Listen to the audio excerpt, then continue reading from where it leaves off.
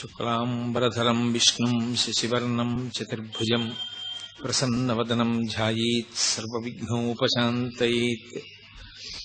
గురుర్బ్రహ్మా గురుర్విష్ణుః గురుర్దేవో మహేశ్వరః గురుః సాక్షాత్ పరబ్రహ్మ తస్మై శ్రీ గురవై నమః. వ్యాసాయ విష్ణురూపాయ వ్యాసరూపాయ విష్ణవే నమో వై బ్రహ్మనిధయే వాసిష్ఠాయ నమో నమః. కూజంతం రామ రామీతి మధురం మధురాక్షరం ఆరుహ్య కవితాశాఖాం వందే వాల్మీకికోకిలం. శృతిస్మృతిపురాణానాం ఆలయం కరుణాలయం నమామి భగవత్పాదశంకరం లోకశంకరం. వాగర్ధావివ సంపృక్తౌ వాగర్ధప్రతిపత్తయే జగతః పితరౌ వందే పార్వతీపరమేశ్వరౌ. సూక్తిం సమగ్రయతున స్వయమైవ లక్ష్మీః శ్రీరంగరాజమహిషీ మధురైః కటాక్షైః. వైదగ్ధ్యవర్ణగుణగుంభనగౌరవైర్యాం కండూలకర్ణకుహరాः కవయోధయంతి. హైమోర్ధ్వపుండ్రమజహన్మకుటం సునాసం మందస్మితం మకరకుండలచారుగండం. బింబాధరం బహుళదీర్ఘకృపాకటాక్షం శ్రీవేంకటేశముఖమాత్మని సన్నిధత్తాం. విమలపటి కమలకుటి పుస్తకరుద్రాక్షసస్తహస్తపుటి కామాక్షి పక్ష్మలాక్షి కలిత విపంచి విభాసి వైరించి. మనోజవం మరుతతుల్యవేగం జితేంద్రియం బుద్ధిమతాం వరిష్టం. వాతాత్మజం వనరయూధముఖ్యం శ్రీరామదూతం శిరసా నమామి. ఆపదామపహర్తారం దాతారం సర్వసంపదాం లోకాభిరామం శ్రీరామం భూయో భూయో నమామ్యహం. హరి ఓం. పరమేశ్వర స్వరూపైన సభకి నమస్కారం. అరుణాచల వైభవము, భగవాన్ రమణుల తత్వము, ఈ విషయం మీద ఈనాటి నుండి ప్రసంగాలు చెయ్యాలి అని పెద్దల సంకల్పం. దానికి ఈశ్వరుని యొక్క అనుగ్రహం కలిగి ఇవాళ ఈ ప్రసంగాన్ని ప్రారంభించడం జరుగుతోంది. శంకర భగవత్పాదులు దక్షిణామూర్తి స్తోత్రాన్ని పూర్తి చేస్తూ ఒక మాట అంటారు. పూరంభాంశనలో నిలోంబర మహార్నాథో హిమాంసు పుమాన్ ఇత్యాభాతి చరాచరాత్మకమిదం యస్యైవ మూర్త్యష్టకం. నాణ్యత్కించన విద్యతే విమృశతాం యస్మాత్ పరస్మాత్ విభో తస్మై శ్రీ గురుమూర్తయే నమయిదం శ్రీ దక్షిణామూర్తయే అంటారు. అంటే అంతటా నిండి నిబిడీకృతమైనటువంటి శివ చైతన్యము కంటికి కనపడేటట్టుగా అష్టమూర్తి తత్వంగా ప్రకాశిస్తూ ఉంటుంది. 8 రూపాలతో పరమశివుడు ప్రకాశిస్తూ ఉంటాడు. ఆ 8 రూపాలతో శివుణ్ణి మనం చూడగలం. ఆ 8 తప్ప 9వది నిజానికి ప్రపంచంలో లేదు. ఇంకా ఆ 8 శివుడై ఉంటాడు. అందుకే ఆయన యొక్క తత్వమంతా 8 అంకె మీదే నడుస్తూ ఉంటుంది. అష్టమూర్తి తత్వము అని శివ పూజయందు కూడా శర్వ భవ ఉగ్ర రుద్ర భీమ పశుపతి మహాదేవ ఈశానములనేటటువంటి పేర్లతో పూజ చేస్తే ఆయన పూజ పూర్తయిపోయినట్టే. అటువంటి 8 రూపములుగా ఆ పరమశివుడు మన మాంసనేత్రమునకు కనపడేటట్టుగా ఉంటాడు అని. అందులో మొట్టమొదటిది ఈ పృథివీ, ఈ భూమి అంతా కలిపి శివస్వరూపం. అది మాంసనేత్రమునకు దొరుకుతుంది, కనపడుతుంది పృథివీ. అలాగే పంచభూతములలో ఆపస్ తేజో వాయు ఆకాశములు, ఈ 5 కాక సూర్యచంద్రులు జీవుడు, ఈ 8 కలిపి శివస్వరూపాలు. అందుకే ఇవి శివస్వరూపములు అని నిర్ధారణ చేయడం కోసమే ఈ 8 లింగస్వరూపములై ఉంటాయి. కంచిలో పృథివీలింగం, జంబుకేశ్వరంలో జలలింగం, అరుణాచలంలో అగ్నిలింగం, చిదంబరంలో ఆకాశలింగం, శ్రీకాళహస్తిలో వాయులింగం, కోణార్కలో సూర్యలింగం, సీతాకుండంలో చంద్రలింగం, ఖాట్మండులో యజమానలింగం. యజమానలింగం అంటే నేను నేను అనుకునేటటువంటి యజమాని యొక్క స్వరూపం. ఈ 8 కూడా శివస్వరూపములే. అందుకే ఈ 8 పేర్లతో 8 శివలింగములు ఆవిర్భవించాయి. ఇందులో పంచభూతలింగములు అని పృథివీ ఆపస్తేజో వాయు ఆకాశములు, ఈ 5 బ్రహ్మాండము తయారు చేయబడడానికి ప్రధానమైన ఉపకరణములై అవే పిండాండమునందు కూడా ఉంటాయి. బ్రహ్మాండ పిండాండములు ఉండేటటువంటివి ఈ 5 పృథివీ ఆపస్తేజో వాయు ఆకాశములే. ఇందులో మళ్ళీ నేను మీతో మనవి చేసినట్టుగా కంచిలోది పృథివీలింగం తెలుస్తుంది. ఎందుకనంటే మీరు కాంచీపురం వెళ్ళి చూస్తే ఏకాంబరీశ్వరుడని పేరు కలిగినటువంటి పృథ్వీలింగానికి నీళ్లతో అభిషేకం లేదు. ఎందుకంటే నీటితో అభిషేకం చేస్తే కరిగిపోతుంది ఆ లింగం. అందుకని నీటితో అభిషేకం చెయ్యరు, ఒక్క మల్లె నూనెతో మాత్రమే దానికి అభిషేకం. కాబట్టి కంచిలో పృథివీలింగం తెలుస్తుంది. జంబుకేశ్వరంలో జలలింగం తెలుస్తుంది. శ్రీరంగం వెళ్ళిన వాళ్ళు ఆ పక్కనే తిరువాణక్కోయిల్ అంటారు వాళ్ళు. ఆ తిరువాణక్కోయిల్ వెడితే ఆ పరమేశ్వరుని యొక్క శివలింగం దగ్గర ఎప్పుడు నీరు ఊరుతూ ఉంటుంది. అది ఎవరి మీద ప్రోక్షించరు, ఆ నీళ్లు తీసి పోసేస్తూ ఉంటారు పక్కన. అలా నీరు ఊరుతూ ఉంటుంది కాబట్టి ఆయన జలలింగం, ఆయన నీటి స్వరూపముతో ఉంటాడు అని. శ్రీకాళహస్తిలో వాయులింగం, వాయువుని చూడడం ఎలా? వాయువుని చూడడం కుదరదు. కానీ వాయువు శివుడై ఉన్నాడని గుర్తు ఏమిటంటే శ్రీకాళహస్తిలో శివలింగానికి ఎదురుగుండా ఒక దీపం ఒకటి ఉంటుంది. ఆ దీపం ఎప్పుడు ఇలా కదులుతూ ఉంటుంది. ఒకప్పుడు విదేశీయులు పరీక్ష చేశారు, తలుపులన్నీ వేసేస్తే దీపాలు ఆరిపోతాయి కదా, ఏదో ఆక్సిజన్ లేకపోతే అని తలుపులన్నీ వేసేసి ప్రయత్నం చేశారు. అన్ని దీపాలు నిధనమైపోయాయి. ఆ ఒక్క దీపం మాత్రం గాలి లేకపోయినా కదులుతూ నిలబడింది. ఆ కదిలేటటువంటిది గాలికి కదులుతూ ఉంటుంది. ఆ గాలి కదులుతూ దీపం వెలగడమే వాయులింగం.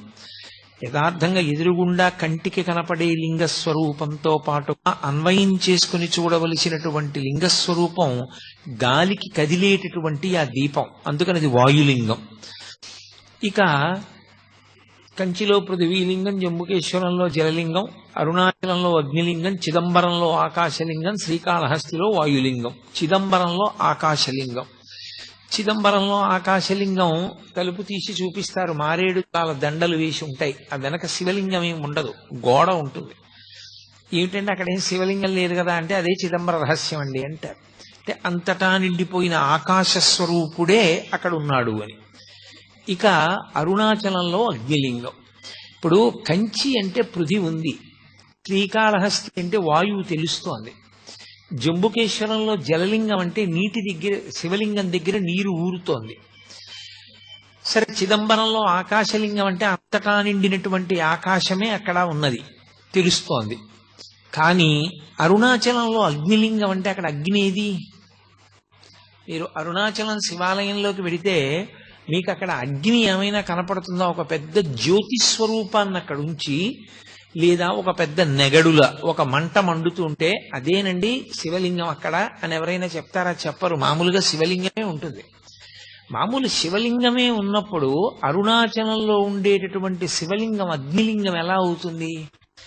అరుణాచలమునందు అగ్నిలింగం ఉన్నది అని ఎందుచేత చెప్పబడింది అంటే, మీరు బయట ఎంత చల్లగా ఉండనివ్వండి, అరుణాచలం దేవాలయంలోకి వెళ్ళి కూర్చుంటే ఒళ్ళు చెమటలు పోస్తుంది, అంత వేడిగా ఉంటుంది.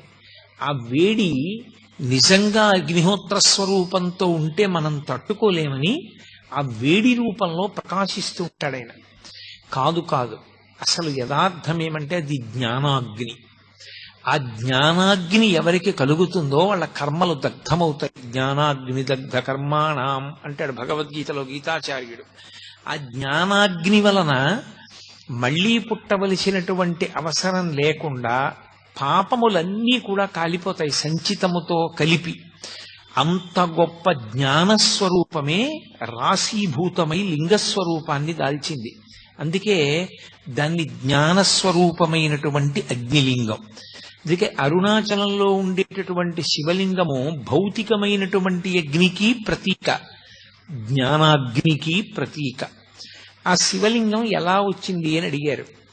ఆ శివలింగం ఎలా వచ్చింది, ఎందుకు వచ్చింది అన్న దాని మీద చాలా విశేషమైనటువంటి వ్యాఖ్యానం చేశారు. ఒకానొకప్పుడు బ్రహ్మ విష్ణువులిద్దరికీ కూడా కలహం ఏర్పడింది. దేనికి కలహం అంటే ఎవరు ఎవరికన్నా గొప్పవారు అన్న విషయం మీద. ఎవరు ఎవరికన్నా గొప్పవారు అంటే ఎవరు ఏ పని చేస్తూ ఉంటారు అన్నది చూడవలసి ఉంటుంది కదా. సృష్టికర్త బ్రహ్మగారు, స్థితికర్త శ్రీ మహావిష్ణువు. ఈ సమస్త భూతములు నేను సృజిస్తే కదూ వాటిని నిలబెట్టడం అన్నది, వాటిని పోషించడం అన్నది. అసలు నేను సృజించకపోతే ఇంకా నిలబెట్టడం అన్న మాట ఎక్కడ వస్తుంది? నువ్వు సృజిస్తే నిలబెట్టకపోతే ఆ సృష్టికి అందం ఎక్కడ ఉంటుంది? కాబట్టి వాళ్ళిద్దరి మధ్య వాదోపవాదాలు పెరిగాయి. అయితే ఇక్కడ ఒక అనుమానం వస్తుంది. 4 వేదములను 4 ముఖములతో చెప్పగలిగిన వాడు సరస్వతీదేవి యొక్క భర్త, ఇంతటి సృష్టికర్త, లోకానికి పితామహుడు, మహానుభావుడైనటువంటి బ్రహ్మగారికి ఇలాంటి అజ్ఞానం పట్టుకుని లోకాలన్నింటినీ దక్షతతో నిర్వహించగలిగినటువంటి వాడు, స్థితికారుడు, ఎందరో రాక్షసులను దునుమాడినవాడు, దశావతారములను స్వీకరించగలిగినవాడు, అటువంటి శ్రీ మహావిష్ణువు ఇటువంటి అజ్ఞానానికి వశుడై వాళ్ళు కూడా అహంకారంతో అలా కలహించుకుంటే ఇక వారు ఒక్కొక్కసారి అలా బుద్ధి పతనమవుతుంది అని అనవలసి వస్తే అంతటి పూజనీయమైన స్థానములను ఎలా అలంకరిస్తారనేటటువంటి ప్రశ్న ఒకటి ఉత్పన్నమవుతుంది. కానీ మీరు ఒక్క విషయాన్ని బాగా గమనించవలసి ఉంటుంది. మాయా అని ఒక మాట ఉంటుంది.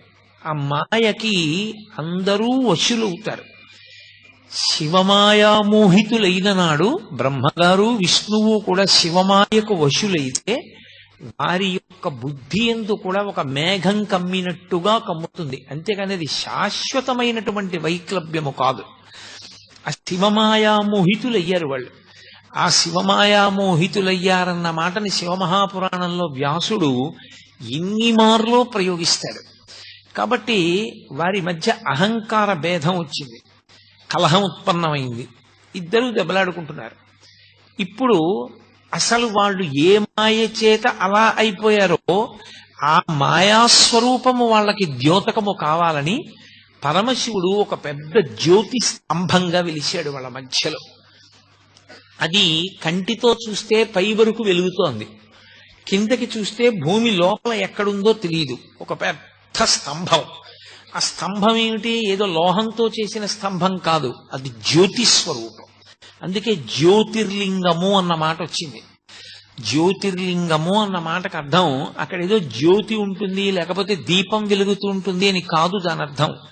జ్యోతిర్లింగము అన్న మాట ఎక్కడ వాడినా మీరేం గుర్తు పెట్టుకోవాలంటే అది జన్మ జన్మాంతరముల నుండి మనని వెంటాడుతున్నటువంటి అజ్ఞానాన్ని, ఇంకా కొన్ని కోట్ల జన్మలెత్తడానికి అవసరమైనంత పాపాన్ని, ఆ పాపము వలన ఏర్పడిన కర్మ బంధములను, దాని వలన కలిగినటువంటి అజ్ఞానాన్ని, మనలోని పశుత్వాన్ని కాల్చివేసి జ్ఞానమిచ్చి మళ్లీ పుట్టవలసినటువంటి అవసరాన్ని తీసివేయగలిగినటువంటి రాశీభూతమైన శక్తి ఎక్కడున్నదో దానికి జ్యోతిర్లింగమని పేరు.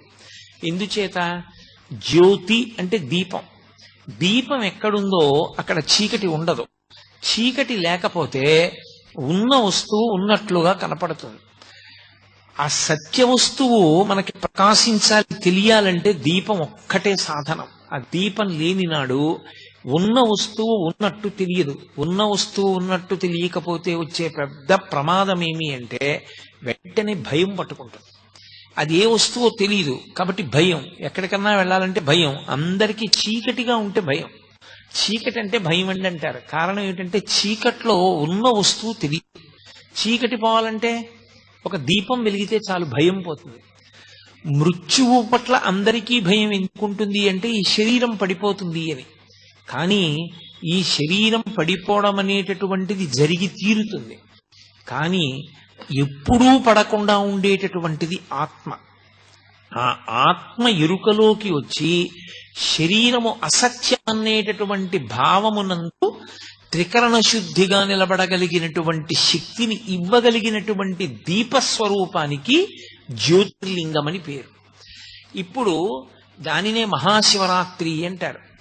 ఆ పెద్ద జ్యోతి స్తంభం ఒకటి వెలిగింది ఆ బ్రహ్మగారు శ్రీ మహావిష్ణువు మధ్యలో. అది ఎంత ఉంది అని అడిగారు. దాన్ని వర్ణన చేసింది యజుర్వేదం. రుద్రాధ్యాయానికి ప్రార్థనా శ్లోకం చెప్తూ ఆ పాతాళ నభస్తనాంత భువన బ్రహ్మాండం ఆ విస్ఫురత్ జ్యోతిస్ఫాటికలింగమౌళి విలసత్పూర్ణిందు వాంతామృతై అంది. అది పాతాళలోకం కన్నా కింద ఎక్కడుంటుంది, ఏముంటుంది అని అడిగితే అక్కడ వరకు వెళ్ళింది. అంటే ఎక్కడ వరకు ఉంటుంది అంటే పాతాళలోకం వరకు చెప్తారు. ఇంకా కింది వరకు వెళ్ళిపోయింది. పైన బ్రహ్మాండమా విస్ఫురత్, ఈ బ్రహ్మాండములు ఎంతవరకు ఉన్నాయో వాటన్నిటినీ దాటిపోయింది. అందుకే మనకి ఇప్పటికీ కొన్ని కొన్ని ప్రధానమైనటువంటి దేవాలయాల్లో మీరు చూస్తే ఆవిర్భావలింగము అని ఉంటుంది. ఆ లింగం దేవాలయంలో ఉండదు, దేవాలయం వెనక గోడ మీద ఉంటుంది. శ్రీకాళహస్తి క్షేత్రంలో దేవాలయం వెనక గోడ మీద కనపడుతుంది. శివలింగం ఉండి శివలింగం మధ్యలో ఏదో చిన్న అవరోధం తొలగినట్టుగా ఉండి దాని మధ్యలో శివుడు సాకారంగా ఉంటాడు. పై భాగం సరిగా కనపడదు, కింద భాగం సరిగా కనపడదు. కింద ఒక పంది ఉంటుంది కిందకి తవ్వుతూ వెడుతున్నట్టు, పైన ఒక హంస ఉంటుంది ఎగురుతున్నట్టు. అదే ఆవిర్భావలింగం. ఆవిర్భావలింగం అంటే ఆ జ్యోతి స్తంభం ఏర్పడినప్పుడు శ్రీ మహావిష్ణువు దీని యొక్క ఆది నేను కనుక్కుంటానని ఆయన వరాహస్వరూపాన్ని పొంది భూమిని తవ్వుకుంటూ కిందకి వెళ్ళారు. చతుర్ముఖ బ్రహ్మగారు హంసవాహనాన్ని అధిరోహించి ఊర్ధ్వముఖ చలనం చేశాడు. అలా కొన్ని వేల దివ్య సంవత్సరములు ప్రయాణం చేశారు ఇద్దరు. ప్రయాణం చేసి వెళ్ళి వెళ్ళి వెళ్ళి వెళ్ళి ఎంత లోపలికి వెడుతున్నా జ్యోతిస్తంభం వెడుతూనే ఉంది. పైకి బ్రహ్మగారు ఎంత దూరం వెడుతున్నా జ్యోతిస్తంభం వెడుతూనే ఉంది. ఇక బ్రహ్మగారికి చాలా అలసట కలిగింది. ఇక నేను వెతకలేను, నా వల్ల కాదనుకున్నాడు. శ్రీ మహావిష్ణువు రజోగుణ ప్రధానుడు కాడాయన. అందుకే బ్రహ్మగారిని ఎరుపు రంగుతో సంకేతిస్తారు. ఆయన రజోగుణ ప్రధానుడు. సృష్టి ఎక్కడ ఉన్నా రజోగుణ సంబంధం. అందుకే ఆయనని ఎరుపు రంగులో చూపిస్తారు ఎప్పుడు. కాబట్టి రజోగుణానికి ఉండేటటువంటి లక్షణం ఏమిటంటే పక్కనే దానికి అహంకారం కూడా ఉంటుంది. అందుకని తొందరగా బ్రహ్మగారికి అహంకారం కలిగి అది ఎంత దూరం వెళ్ళిపోయిందంటే పైనుంచి పడిపోతోంది ఒక మొగలి పువ్వు. దాన్ని పట్టుకున్నాడు ఆయన. నువ్వు ఎక్కడి నుంచి పడుతున్నావు అని అడిగాడు.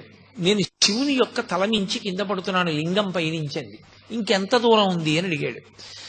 ఎంత దూరం ఉందో నాకు తెలియదు, కానీ నేను ఇలా పడడం మొదలుపెట్టి కొన్ని వేల దివ్య సంవత్సరములు అయిపోయింది అని. అంటే ఎంత పై వరకు ఉన్నదో ఈ శివలింగానికి ఆద్యంతములేమిటి నేను కనుక్కోలేనని ఆయన అన్నాడు. నేనే నిన్ను పూజ చేశానని తీసుకొచ్చానని సాక్ష్యం చెప్పాలి అన్నాడు. స్థానం చతుర్ముఖ బ్రహ్మగారి స్థానం, పితామహుడు. ఆయన్ని కాదనలేక మొగలి పువ్వు అంగీకరించి సురభి కనపడింది అక్కడ, కామధేనువు. ఆ ఆవుని అడిగాడు సురభిని, నువ్వు సాక్ష్యం చెప్పాలి నేను శివలింగం యొక్క పైభాగాన్ని చూశాను అని. అలాగే చెప్తానది. అవి రెండు వెళ్ళిపోయి బ్రహ్మగారి కిందకు వచ్చేశారు. విష్ణువు పైకొచ్చారు. విష్ణువు ముందు పైకొచ్చి అన్నారు, ఆయన స్థితికారుడు. ఆయన యందు ఎక్కువసేపు మాయ ఆవహించి ఉండే అవకాశం ఉండదు. ఆయన అన్నాడు, నేను చూడలేదు, శివలింగం యొక్క ఆది నాకు కనపడలేదు. ఎంత లోపలికి తవ్వుకుంటూ వెళ్ళినా శివలింగం యొక్క మొదలు ఇంకా కిందకి వెడుతూనే ఉంది. కాబట్టి దాని ఆది నాకు తెలియలేదు, అది ఆద్యంతములు లేని స్వరూపం అన్నాడు. పరబ్రహ్మమునకు ఆద్యంతములు ఎక్కడుంటాయి? ఉండవు. కాబట్టి విష్ణువు ఆ విషయం చెప్పారు. బ్రహ్మగారు అన్నాడు, నేను చూశాను. ఆ పైన ఆది ప్రారంభం ఎక్కడుందో, పైన ఆరంభం అంటే అంతం, దాన్ని నేను చూసి వచ్చానన్నాడు. ఎలా చూశామని ఎలా నమ్మడం అన్నారు. వెంటనే కేతకీ పుష్పాన్ని పిలిచి సురభిని పిలిచి నేను చూశానా లేదా అన్నాడు. ఆయన మీద భయంతో వాళ్ళిద్దరూ అంగీకరించారు. గోవు పృష్ఠభాగంతో అసత్యం, చూడలేదని తోకూపింది. ముఖంతో చూచారని తలోపింది.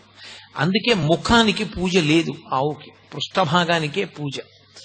కాబట్టి అప్పుడు ఆ సురభి ఈ కేతకీ పుష్పం రెండు సాక్ష్యం చెప్పాయి. కూట సాక్ష్యం అంటే అబద్ధపు సాక్ష్యం చెప్పావు కాబట్టి మొగలి పువ్వు స్త్రీలు అలంకరించుకోవడానికే తప్ప పరమేశ్వరారాధనమునందు ఉపయోగము ఉండదు. అలాగే ఆవు ముఖంతో అబద్ధం చెప్పి పృష్ఠభాగంతో నిజం చెప్పింది కనుక పృష్ఠభాగము లక్ష్మీ స్థానమై ముఖస్థానము చేత దానికి పూజ లేదు.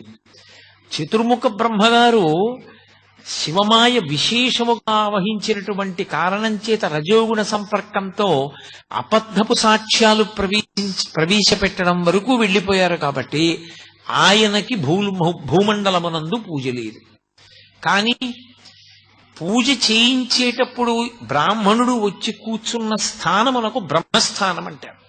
అందుకే నీకు పూజ బాగా తెలిసి ఉన్నా బ్రహ్మస్థానం సరిగా పూజ చేయించకపోయినా దాన్ని తప్పు పట్టకూడదన్నారు. ఎందుకనంటే అది బ్రహ్మస్థానం. ఆ వ్యక్తి అక్కడ కూర్చుని పూజ చేయిస్తే ఆ పూజ పరిపూర్ణమైపోతుంది నీ భక్తి చేత. నువ్వు భక్తిగా చేస్తే ఆ పూజ పూర్తవుతుంది. చేయించని దోషం ఏమైనా ఉంటే ఆయనకి ఎడుతుంది. నువ్వు బ్రహ్మగారిని చూడాలి. అందుకే ఉత్సవాలు బ్రహ్మగారి పేరు మీద నడుస్తాయి. బ్రహ్మోత్సవము అంటారు. బ్రహ్మగారే వచ్చి ఉత్సవం చేస్తారు. బ్రహ్మస్థానము పూజ చేసేటప్పుడు అందరిలోకి ఋత్విక్కుల్లో అగ్రగణ్యుడైనటువంటి వ్యక్తిని బ్రహ్మస్థానంలో కూర్చోపెడతారు. కాబట్టి బ్రహ్మగారికి ఆ 2 స్థానముల వలన పూజ తప్ప ప్రత్యక్షంగా బ్రహ్మకి దేవాలయము కాని పూజ కాని లేదు అని అశరీర వాక్కు, అంటే శివవాక్కు. ఆనాడు అలా వెలిసినటువంటి ఆ అగ్నిస్తంభాన్ని చతుర్ముఖ బ్రహ్మగారు స్తోత్రం చేశారు. స్తోత్రం చేసి మా అహంకారం పోయింది, అసలు నిజంగా పరబ్రహ్మస్వరూపమేదో, ఏది ఆద్యంతములు లేనిదో మాకు అవగతమైంది.